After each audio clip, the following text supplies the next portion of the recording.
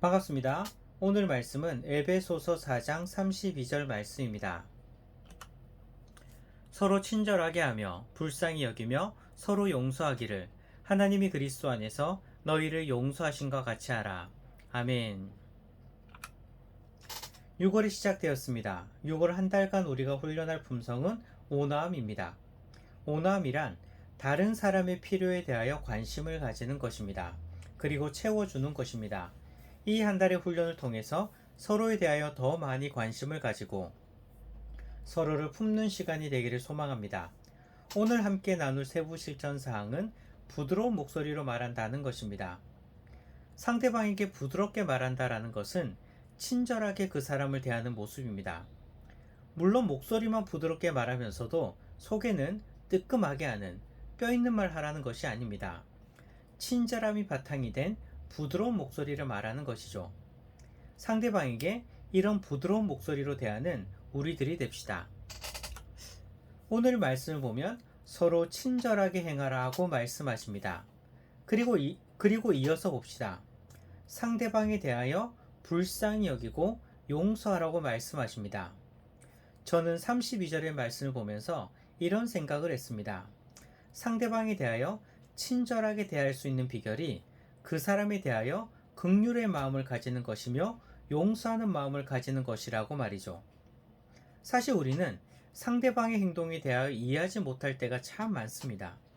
왜 저 사람은 저렇게 행동할까? 왜 저 사람은 꼭 저렇게 말할까? 이렇게 말해주면 얼마나 좋은데 도무지 저 사람은 이해할 수가 없어 라고 말이죠. 사실 우리는 상대방이 하는 말이나 행동에 대하여 도무지 이해가 안 되는 경우가 많습니다. 그리고 이해되지 않기 때문에 그 사람에 대하여 화가 날 때도 참 많습니다. 그런데 오늘 본문을 보면 서로 친절하게 행하라고 말씀하십니다. 상대방의 행동이 이해가 되지 않는데 저 사람 말할 때마다 짜증이 나는데 그 사람에게도 친절하게 대할 수 있을까요? 내 마음이 부글부글 하는데 겉으로는 그 사람에게 다정한 척해서는 진짜 친절함이라고 말할 수는 없을 것입니다. 그래서 우리는 상대방에 대하여 긍휼히 여기는 마음, 그 사람을 용서하는 마음이 필요한 것입니다. 비록 상대방이 내가 볼 때 도무지 이해가 되지 않지만 그럼에도 그 사람을 긍휼히 여기고 그 사람을 용서하는 마음이 바탕이 되어야지 그 사람에게 진짜 마음으로 친절히 대할 수 있는 것입니다. 만약 긍휼과 용서가 바탕이 되지 않는다면 어떻게 될까요? 우리는 내가 좋아하는 사람에게만 친절히 대할 것입니다. 아니면 나에게 잘해주는 사람에게만 친절히 대할 것입니다. 친절히 대해줄 만한 상황에만 친절히 대하는 것이죠. 하지만 정말 친절을 베풀려면 상황과 관계없이 어떠한 상황에도 상대방에 대하여 친절히 대할 수 있어야 하는 것입니다. 그것이 참된 친절이라 말할 수 있죠.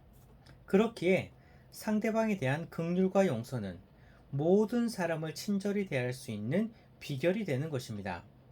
하지만 솔직히 내가 싫어하는 사람, 평소에 좀 아닌데 하는 사람에게까지 긍휼과 용서하는 마음을 가지고 친절하게 대한다는 것은 쉽지 않습니다.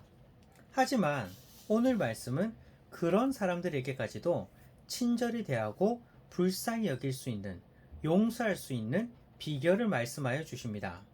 오늘 말씀을 다시 봅시다. 중요한 말씀을 하십니다. 하나님이 그리스도 안에서 너희를 용서하신 것 같이 하라 라고 말씀하십니다. 즉, 우리가 다른 사람에게 친절히 대할 수 있는 것은, 그 사람을 불쌍히 여기고 용서할 수 있는 것은 하나님께서 예수님 안에서 우리에게 어떤 사랑과 은혜를 베풀어 주셨는지를 생각하면 그렇게 할 수 있다는 것입니다. 무작정 상대방에 대하여 친절히 대하라는 것이 아니라 무작정 긍휼히 여기고 용서하라는 것이 아니라 하나님께서 내게 어떻게 사랑과 은혜를 베풀어 주셨는지를 생각하라는 것입니다.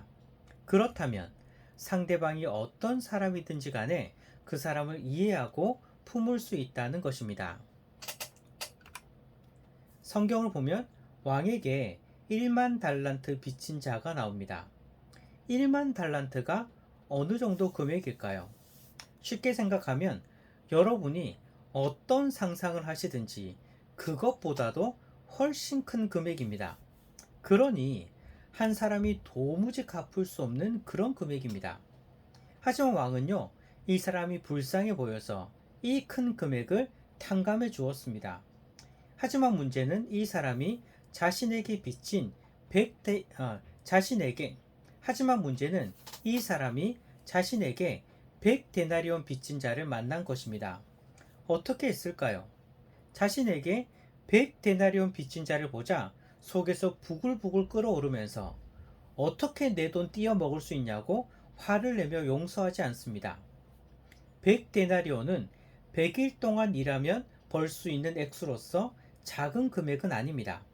하지만 중요한 것은요, 자기가 용서받은 일반 달란트와 비교한다면 정말 비교도 안 되는 작은 돈입니다. 100데나리온, 그 자체는 작지 않은 돈이지만 1만 달란트와 비교한다면 도무지 비교할 수 없는 작은 돈인 것인 거죠. 하지만 이 사람은 자기가 용서받은 1만 달란트는 생각하지 않았습니다. 눈에 보이는 100데나리온만 보고 부글부글 했던 것입니다. 우리도 마찬가지입니다. 상대방이 이해되지 않는 것, 나름대로 이유가 있을 수 있습니다.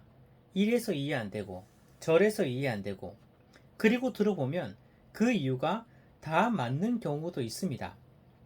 그러면 그 사람 미워해도 될까요? 그것만 보면 화낼 만도 하죠. 하지만 내가 하나님께 용서받은 것을 생각한다면 그 사람이 내게 한 행동과 비교가 될까요?